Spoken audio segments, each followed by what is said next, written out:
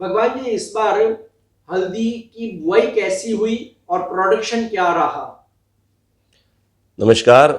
मोल तोल के सभी दर्शकों को मेरा प्रणाम। साथियों, व्यापारियों, मित्रों, हल्दी एक कम्युनिटी ऐसी है या कमोडिटी ऐसी है कि जो बारिश के ऊपर बड़ा निर्भर करता है और समय पे बारिश हो तो उसकी फसल बढ़िया आती है और भाव भी किसान को अगर मिले तो किसान उसमें आकर्षण लेता है। पिछले साल जब सीज़न की शुरुआत हुई उस समय 50 से 60 रुपए के हल्दी के भाव थे। तो किसानों को दूसरे गन्ना हो, चना हो, सोयाबीन हो, उस फसल में किसान डाइवर्ट हुआ हल्दी में। लोगों ने जब सीज़न की शुरुआत थी उस टाइम लोगों ने हल्दी बोवाई सीड के साथ में उबाल कर बाजार में लेने को लेके आ गया। उसी कारण से और मौसम बदलने के कारण से अनेक और भी दो चार कारण हो सकते हैं, हल्दी 60 रुपए की जुलाई महीने तक 170 रुपए हो चुकी। उसके बाद पूरे साल भर वह 120 से लगाकर 160 रुपए तक खेलती रही भाव की रेंज अगर अपन देखा जाए तो बुआई जो है वो आप तमिलनाडु में 40% कम है, गुंडलपेट एरिया में 40% कम है, निजामाबाद तेलंगाना एरिया में तो 50% कम है। मराठवाड़ा का एरिया देखा जाए तो नांदेड़, बसमत, हिंगोली में लगभग 40% कम है। लेकिन वहाँ पे जो नया एरिया डेवलप हुआ है विदर्भ, वासिम, वहाँ पे समान है। तो देखा जाए जो जलगांव बोल के एक एरिया 5 लाख बोरी का डेवलप हुआ था वो भी हल्दी पहले बुक चुकी, तो वहाँ भी लगभग 60% बुआई कम हो गई। अब हल्दी की बुआई जो बहरामपुर तक हो रही है, एमपी में हो रही है, गुजरात में हो रही है, लेकिन पिछले साल भाव नहीं होने के कारण से बुआई जो है वो लगभग पिछले साल की 2022 के मुकाबले 2023 में अगर एवरेज देखा जाए तो 40 से 50% बुआई कम होने के अनुमान देखे गए हैं और ये अभी सभी लोगों को मंजूर भी है, इसको मान्य किया गया है। और जब बुआई के बाद में बहुत सारी खबरें आ रही थी मौसम को लेकर के कि उससे हल्दी के यील्ड में असर हुआ है या पैदावार में असर आ रहा है, वो क्या सिनेरियो था कि कौन से समय ने सबसे ज्यादा हल्दी की उपज पे मौसम ने असर डाला था? क्या होता है जब बारिश सही पे मिलती है ना, जब उस टाइम अगर बारिश आए तो इसमें यील्ड को फायदा होता है। बारिश मिली, स्टार्टिंग में बहुत ज़्यादा मिली, अगस्त गणपति के समय बारिश नहीं मिला और बाद में बारिश आया। तो जब बारिश चाहिए था, जब ओरिजिनल माँ का दूध चाहिए था, तो उस टाइम हल्दी को नहीं मिला। तो यील्ड में कहाँ ना कहाँ अभी निजामाबाद का क्रॉप निकल रहा है, सांगली का क्रॉप निकला, उसमें भी लगभग 15 से 20% का जो बुआई कम हुआ है उसमें भी 15 से 20% का यील्ड कम आ गया। इसका रिपोर्ट पक्का हो गया। निजामाबाद में भी यील्ड कम आया है। अब मराठवाड़ा की बारी है, अब मराठवाड़ा का हार्वेस्टिंग चालू होगा तो अपने सारे रिपोर्ट आने वाले 15 दिनों में क्लियर होंगे। लेकिन देखा जाए और ऊपर की फसल देखा जाए तो कहाँ ना कहाँ 5%, 10%, 15% तक जो यील्ड है वो कम आने की आसार ये पक्का देखा जा रहा है। तो हल्दी की जो आवक अभी हो रही है नई हल्दी की, उसमें कहीं कोई क्वालिटी के इशू हैं या क्वालिटी बहुत अच्छी है? किस तरह से क्वालिटी है अभी? क्वालिटी अच्छी भी आ रही है, लेकिन जो नीचे फल लगना चाहिए, जो अच्छा एक मजबूत 1.5-2 किलो का जो गढ़ होता है वो लगना चाहिए, वो गढ़ नहीं है। सिर्फ हल्दी वो छोटी बढ़ती जा रही है लेकिन उसकी साइज़ नहीं बढ़ती जा रही है, पेट में बढ़ती जा रही है। तो कहाँ ना कहाँ ये यील्ड कम आने की आसार दिख रहे हैं और गट्ठा और मुखड़ा इसमें कम दिखाई दे रहा है। तो ये अपने यील्ड कहाँ ना कहाँ कम ही हो रहा है। तो लगभग एक कच्चा में एस्टिमेट लें मोटे तौर पर, तो कितना प्रोडक्शन होने का आप अनुमान मानते हैं फिर भी? पिछले साल मैक्स हो सकता के मुकाबले अगर देखा जाए तो 25 से 30% की तो एवरेज, ऊपर में 40%, तो 35% अपन बुआई कम हुई है। और अगर 10-15% यील्ड पकड़ते हैं तो यील्ड भी कम जो आ रहा है। तो जो 2022 का फसल आया उसके सामने 2023 की जो फसल है, जो बुआई की जो 2024 में आने वाली है, उसको हम 2023 की फसल बोलते हैं। जो 2024 में आने वाली है वो लगभग 2022 के मुकाबले 50% के अपने इसमें देखना चाहिए। और इन दिनों हल्दी एक्सपोर्ट की कैसी डिमांड रही, खासकर जनवरी फरवरी की भी बात कर लें या पिछली भी बात कर लें, तो कैसा एक्सपोर्ट रहा? ऐसा देखा गया कि कम भाव के अंदर एक्सपोर्ट बहुत अच्छा हुआ था, लोगों ने बहुत सारा माल भी लिया था। लेकिन इस साल 2023 में अगस्त से लगाकर दिसंबर तक साधारण एक्सपोर्ट हुआ, कोई बड़ा एक्सपोर्ट नहीं हुआ लोगों को। लेकिन अब जब गल्फ फूड हुआ है तो देखा जाए, हम भी अभी चर्चा कर रहे हैं, तो 130-135 में भी बड़ा व्यापार नहीं हुआ। लेकिन अब दुनिया को हल्दी के भाव रुचने लगे हैं कि हल्दी में अब 130-135 का भाव वापस आना नहीं है। तो अब 148 में भी कल व्यापार हो गए गुड ग्रेड क्वालिटी के। तो अब यहाँ से एक्सपोर्ट जो है वो बहुत अच्छे तरीके से हो रहा है। लेकिन इतना ये पिछले साल के मुकाबले अगर एक्सपोर्ट कम भी दिख रहा होगा, लेकिन इतने बड़े बड़े कंट्रियों में माल जा रहा है, जो हमारा भारत आज हर जगह पहुंच रहा है, मसालों की लोगों को पसंद आ रही है, तो बड़ी अनेक देशों में जाकर एक्सपोर्ट हल्दी का बढ़ ही रहा है। क्वांटिटी में देखा जाए तो अब जो भाव लोगों को रुच रहा है और जो खपत हमारी दुनिया में बढ़ रही है, दुनिया में भारत की मसालों की मांग देखी जा रही है, तो इसमें अब पिछले साल के मुकाबले एक्सपोर्ट बढ़ने की ही आसार है। और डोमेस्टिक डिमांड की हम बात कर लें तो वो किस तरह आप देखते हैं और कैसी रही अभी सीजन? डोमेस्टिक डिमांड जो बड़े बड़े मसाला कंपनी है या इंडस्ट्रियल यूज के हिसाब से जो यूज़ करते हैं, उनके पास लगभग मार्च तक माल भरा हुआ था। कोई कोई कंपनियों के पास मई तक भी माल भरा हुआ है। लेकिन अब सब कंपनियों को जब दिखना चालू हो जाएगा कि भाई अब कहाँ ना कहाँ फसल में अगर अनुमान में फ़र्क दिखाई देता है। देखो, जो किराना दुकान है वो लोगों ने जो माल लिया था वो अब ख़त्म होने को आ गया है, तो उसकी डिमांड अब दिखाई दे रही है और डिमांड लग भी रही है।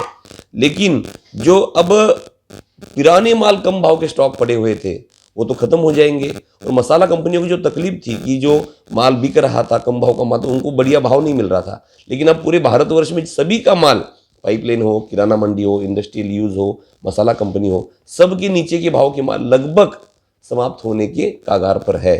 तो अब जो डिमांड लग रही है वो नए भाव की डिमांड लग रही है। सबको आज बड़े बड़े मसाले कंपनी भी हो या कोई भी सप्लाई हो, उसमें सबको अब लेना जरूरी हो गया। और सबसे बड़ी बात यहाँ आकर्षित करना जरूरी है कि पिछले साल जो कर्क्यूमिन प्लांट होते हैं, ओलेरोजन प्लांट, वो लोगों के पास पुनः 3 साल का बैकलॉग भरा हुआ था। हल्दी स्टॉक बहुत बड़ा क्वांटिटी में भरा हुआ था, कर्क्यूमिन का स्टॉक बहुत बड़ा भरा हुआ था। लेकिन अब उनके पास पर्याप्त स्टॉक लगभग ना बट्टे ना जीरो हो गया है। तो गुंडलपेट जो एरिया है जहाँ 5 लाख 4 लाख बोरी का फसल आता था, वो फसल वो आपका अब इस साल जो डोमेस्टिक यूज में 2023 में मिला अपने को, वो 2024 में नहीं मिलेगा, क्योंकि ओलेरोजन प्लांट वाले की बहुत ही बड़ी मांग, आज पूरा माल किसान वो लोग लेने जा रहे हैं। और जैसे आपने कहा कि प्रोडक्शन कम है, बुआई भी कम रही और डिमांड ठीक है अभी इन भावों पर, तो ये नहीं लगता कि अगले सीजन में हल्दी की सोइंग बढ़े? जैसे अभी जीरा में हुआ कि जीरा जब कम था, इस बार जब सोइंग एकदम बढ़ी तो प्राइस क्रैश हो गए, काफी नीचे आ गए लोगों की उम्मीद से। क्या हल्दी में आप इस तरह देखते हैं कि अचानक किसान देखेंगे कि बढ़िया प्राइस है और नेक्स्ट सीजन जो जुलाई वगैरह में जब बुआई का समय आता है तो उसकी बुआई क्या बढ़ाएंगे, वो क्या करेंगे? देखो, बुआई तो डबल भी होगी, लेकिन मौसम के ऊपर भी है, बारिश के ऊपर भी है, सीड मिलने के ऊपर भी है। डिमांड सप्लाई के अंदर अब देखा जाए तो हल्दी को हल्दी सीड चाहिए, तो वो भी 5 से 10% माल सीड में जा सकता है। दूसरी बात, और अब अगर स्टॉक की देखा जाए कि जो लास्ट ईयर आंध्रा गवर्नमेंट के पास 7 से 8 लाख बोरी दुगेरा, कड़पा, गुंटूर, नंद्याल, खम्मम, सब जगह किसानों को माल गवर्नमेंट ने लेके रखा था, वो 7 से 8 लाख बोरी पिछले साल कंज्यूम हो चुका, वो इस साल कैरी फॉरवर्ड नहीं है। ओलेरोजन वाले की डिमांड इस साल आएगी, वो डिमांड बढ़ गई है। तो अपने अगर देखा जाए कि फसल टू फसल, अब आने वाली फसल कब आएगी, वो आएगी फरवरी में शुरू होगी और इसका पीक पकड़ेगा मार्च में। तो अगर देखा जाए 2010 में देखा हुआ गया होगा कि उस समय जो भाव था, उस समय 110 रुपये का भाव 70 रुपया हुआ था। लेकिन वापस जब ये कॉन्ट्रैक्ट खत्म हो गए तो वापस 80 रुपये का भाव फरवरी में, जब आने वाली फसल पूरी बड़ी थी, उस टाइम भी डबल थी, तो उस टाइम भी 80 रुपये की हल्दी फरवरी में जाकर जब फसल सामने आने वाली थी, उस टाइम भी 140 रुपये तक बिका, वो 30 रुपये के ज़माने में। आज ज़माना तो अलग है, आज हर कमोडिटी के भाव अलग है। तो आपने यह विचार करना जरूरी है अगर कि स्टॉक आज का कैरी फॉर स्टॉक मिलाया जाए। आज जयपुर में स्टॉक है, दिल्ली में स्टॉक है, ग्वालियर में है, कलकत्ता में है, रायपुर में है, हर पाइपलाइन के पास माल होगा। ये सारा माल पकड़ा जाए और आप दुगीराला, कड़पा, वरंगल, सदाशिवपेट, विकाराबाद, निजाम, सांगली, इरोड, सेलम, आतुर, जहाँ जहाँ माल पड़ा हुआ था, सब लोगों ने माल प्रॉफिट तो बुक कर दिया।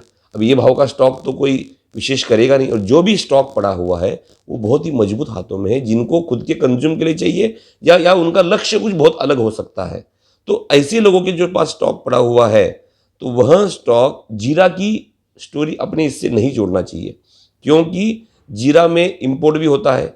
हल्दी कहाँ से इंपोर्ट नहीं होती, जो होती है वो बहुत ही मिनिमम, और वो लेते हैं ओरिजिन वाले, या उसका कलर भी हमारे भारतीय बाजारों को कलर मैच नहीं होता। तो इसमें और मैं और एक भी आपके चैनल के माध्यम से आप जरूर इस पे बात करिए, सरकार से बात करिए, जहां जहां मसाला इंडस्ट्री में बात करिए कि जो कर्क्यूमिन प्लांट हो, मैं सीधा आरोप करना चाहता हूं कि जो कर्क्यूमिन प्लांट, उनका कर्क्यूमिन निकालने के बाद जो स्पेंट निकलता है, और जो देहात में छोटे जो ग्राइंडर है, उस पेंट जिसके अंदर हल्दी में कर्क्यूमिन नहीं है, वो कर्क्यूमिन निकाल कर जो मिक्सिंग कर रहे हैं, वो मिक्सिंग अगर बंद हो जाता है, सरकार उस पर अगर अपना ध्यान आकर्षित करती है, तो किसानों का इसका डायरेक्ट फायदा होगा। क्योंकि हल्दी तो साल में 1 किलो के ऊपर घर में लगती नहीं है, और हल्दी यहाँ दवाई के हिसाब से भी खाया जाता है।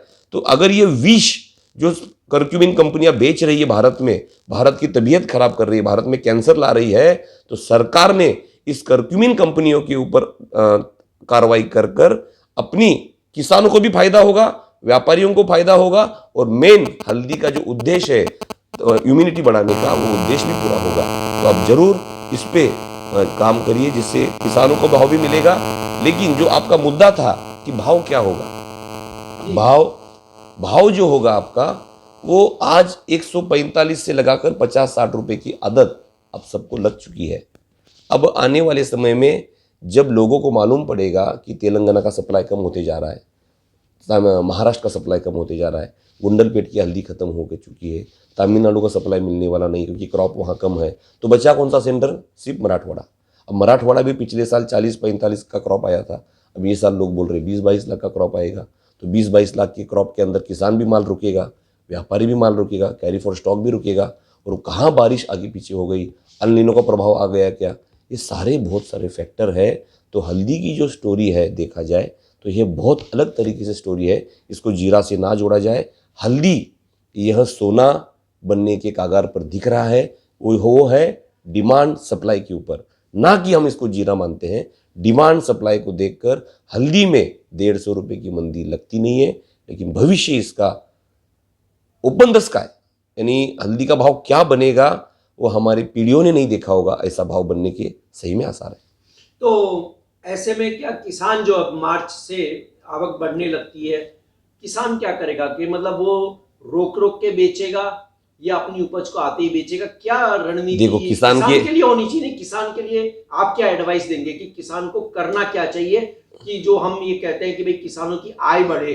आपने भी कहा कि किसानों को फायदा हो। किसानों को फायदा कब होगा? जब ये खपत में मिक्सिंग हो रहा है, कोई चावल डाल रहा है, कोई मक्का डाल रहा है, कोई स्पेंट डाल रहा है, सरकार ने यह ध्यान आकर्षित करना चाहिए। देखो हम लोग नहीं बंद कर सकते, क्योंकि व्यापारी क्या कर रहा है अंदर में हल्दी पीसने के बाद में, उसमें समझ भी नहीं आ रहा है। जनता ने भी सतर्क होना चाहिए कि हम अच्छी हल्दी जिसके अंदर कर्क्यूमिन 2% के ऊपर हो, 2.5% के ऊपर, वो लेना चाहिए। वो डिबेट का अलग विषय, उसमें बड़ी चर्चा अलग हो सकती है, उसमें चर्चा नहीं है। लेकिन अपने को, किसानों को हम क्या सलाह देंगे?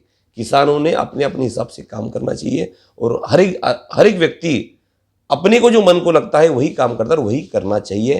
हल्दी का मन यह साल सुवर्ण मन है, सुवर्ण योग है, और ईश्वर की कृपा भी इस बार हल्दी के ऊपर बड़ी रहेगी। अच्छा, अब लास्ट सवाल ये है कि आपने अभी सेंटरों की और जहाँ प्रोड्यूसिंग सेंटर उनकी बात कही थी, तो अगर हम मोटे तौर पर देखें तो लगभग कितना पुराना स्टॉक रहा होगा?